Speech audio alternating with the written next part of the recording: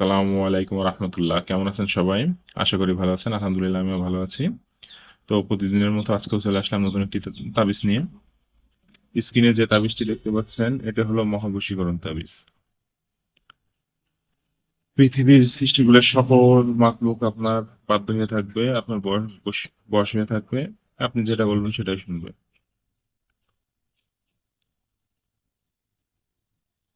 তো আসুন এবার নিয়মটা বলে দিই।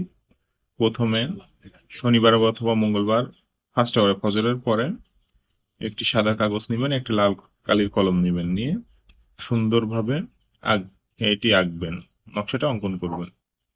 তো তার আগে ৩ বার ৫ বার ৭ বার ১১ বার দুরূদ শরীফ পড়ে নিবেন। নামাজে যে দুরূদ শরীফটা পড়া হয় ওই দুরূদ শরীফটা পড়ে নিবেন এবং লেখার শেষে দুরূদ শরীফ পড়ে নেবেন, নিয়ে একটি রূপার মাদুলিতে ভরে কাছে রেখে দিবেন। ইনশাআল্লাহ সৃষ্টিগুলোর সকল মাখলুক আপনার বাধ্য হয়ে থাকবে এবং আপনি যেভাবে পরিচালনা করবেন আপনাকে সেভাবে তারা সেভাবে পরিচালিত হবে। তো বারবার যে কথা বলি, আহ, যে কোনো কাজ শুরুর আগে উস্তাদের বা গুরুর কাছ থেকে অনুমতি নেওয়া লাগে।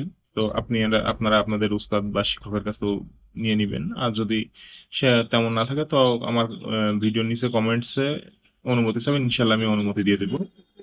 আর এমন নতুন নতুন ভিডিও পেতে আমার চ্যানেলটি সাবস্ক্রাইব করুন আর অন্যকে দেখার সুযোগ করে দিন শেয়ার করে। সবাই ভালো থাকবেন। আজকের মতো এই পর্যন্তই। ইনশাল্লাহ দেখা হবে অন্য আরেক কোনো দিন অন্য কোনো আমল নিয়ে।